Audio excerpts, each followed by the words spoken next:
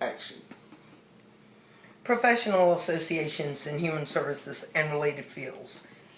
The purpose of the associations, in order to protect the rights of their members and support the philosophical beliefs of their memberships.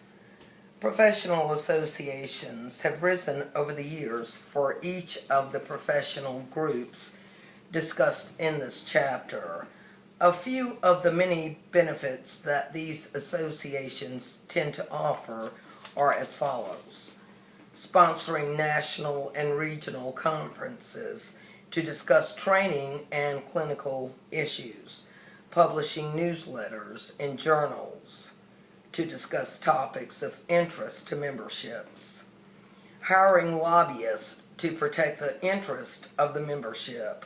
Providing information on the cutting-edge issues in the field, providing opportunities for mentoring and networking, developing codes of ethics and standards for practice, initiating advocacy for mental health concerns, providing access to malpractice insurance, advocating for accreditation of programs, providing grants for special projects, supporting credentialing efforts, and providing job banks. If you are interested in joining either of these associations or divisions that will be discussed in detail later on in this course and in chapters following throughout the course of this course.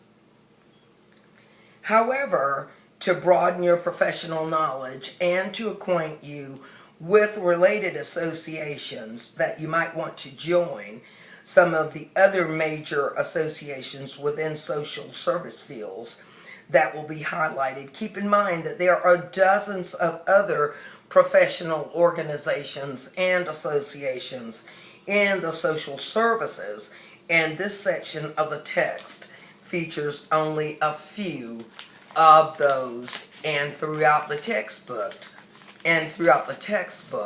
we will be discussing these and many others. The National Organization for Human Services, or the NOHS, can be found online at www.nationalhumanservices.org. The major association in human services, the National Organization for Human Services Education, or the NOHSE, was founded in 1975. In 2005, the organization removed the word education from its name and became the National Organization for Human Services, or the NOHS. The mission of the organization is to strengthen the community of human services by expanding professional development opportunities, promoting professional and organizational identity through certification, enhancing internal and external communication, advocating and implementing a social policy and agenda, and nurturing the financial sustainability and growth of the organization. NOHS is mostly geared toward the undergraduate students in human services or related field, faculty in human services or related programs, and human service practitioners. NOHS publishes one journal, and it's called the Journal of Human Services, formerly known as the Human Services Education, which focuses on research, theory, and education for practitioners and educators in the field of human services.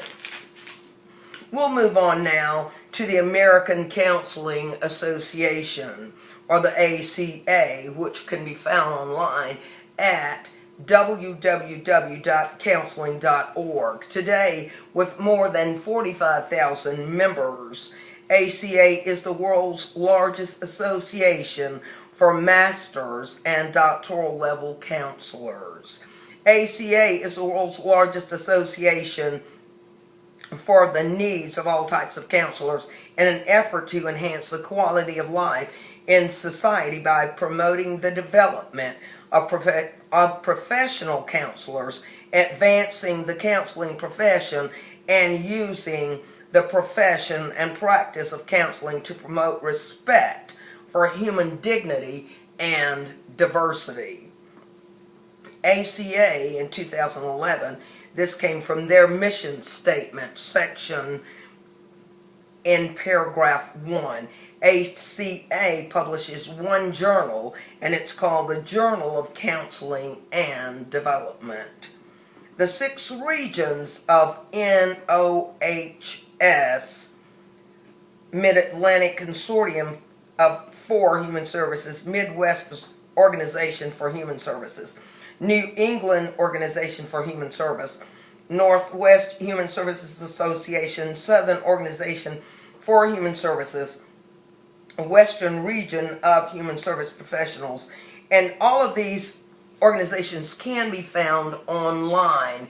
And I can tell you a good place to start locating these places. I love Google, I love ask.com, but you can find them online. Google is a great place to start. If you just want to find information about the 6 regions, you can go directly to their website, locate the websites in your textbook. In the interest of time, I will not go through each and every website. You can follow me along in your textbook, but just know that they have their organization, they all have their own website for every organization that I have mentioned thus far. The National Association of Social Workers, they have their very own website, and they're also, the acronym is NASW. They were founded in 1955 as a merger of 7 membership associations in the field of social work. The American Psychological Association, or the APA, you're going to hear that word a lot throughout your collegial studies.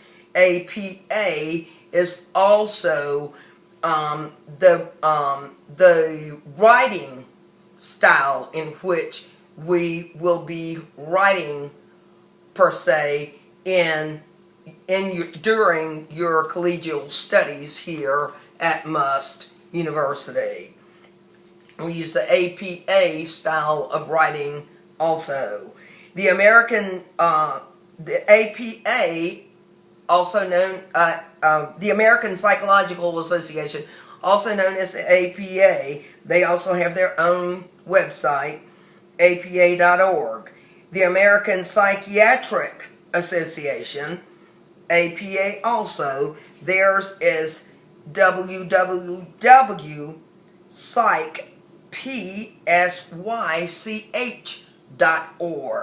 Please don't confuse it with the American Psychological Association. Theirs, again, is apa.org. The American Association of Marriage and Family Therapists, AAMFT.org, is their website.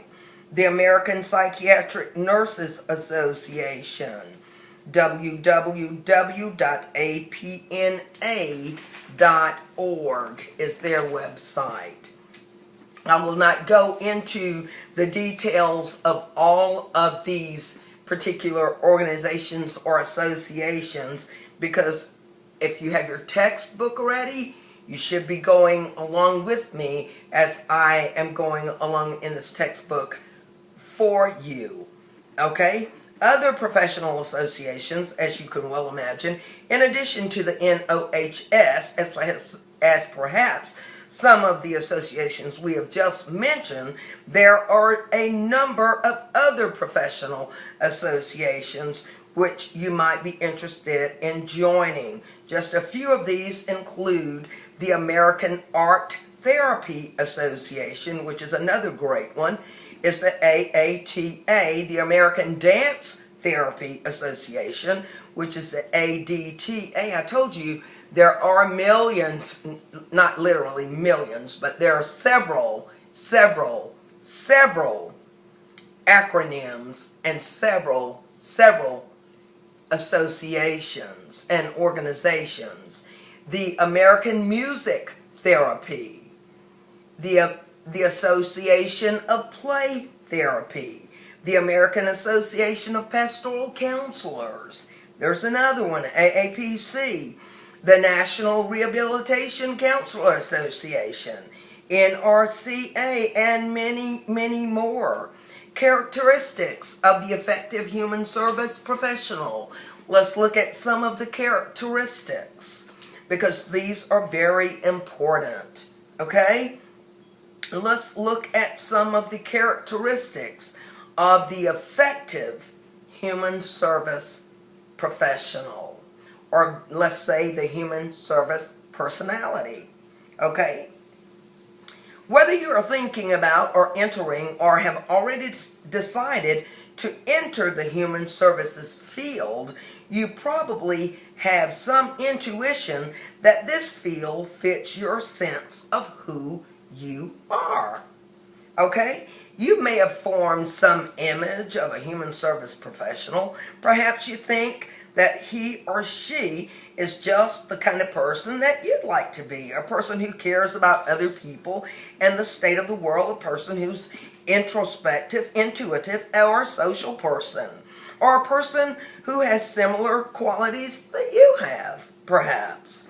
On the other hand, you probably also think that a human service professional is not an aloof person, is not a pushy or a dogmatic person, and is not a narcissistic and overly concerned about himself or herself. In point of fact, the qualities of a helping professional have been researched over the years.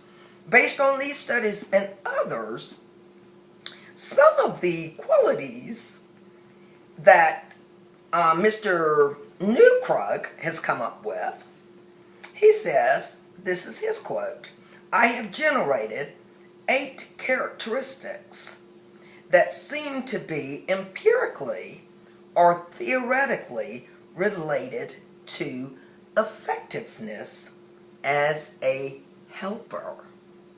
Because that's what a human service professional is. It's a helping person or a helping field. Okay?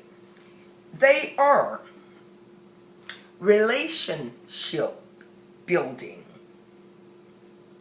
empathy, genuineness, acceptance, cognitive complexity, wellness, competence, and cross-cultural sensitivity. And in just a bit, we will look over these.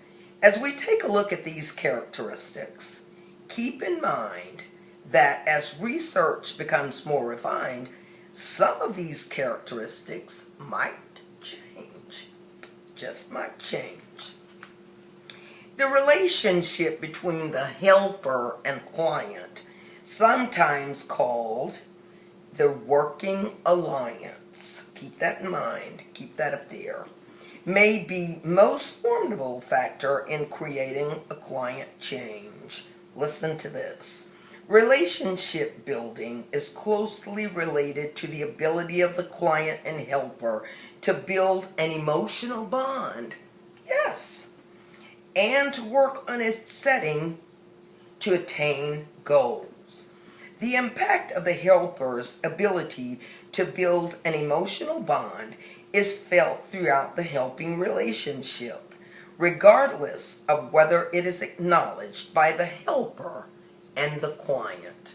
It's somewhere around there, I think. The well-known family therapist has always stressed the importance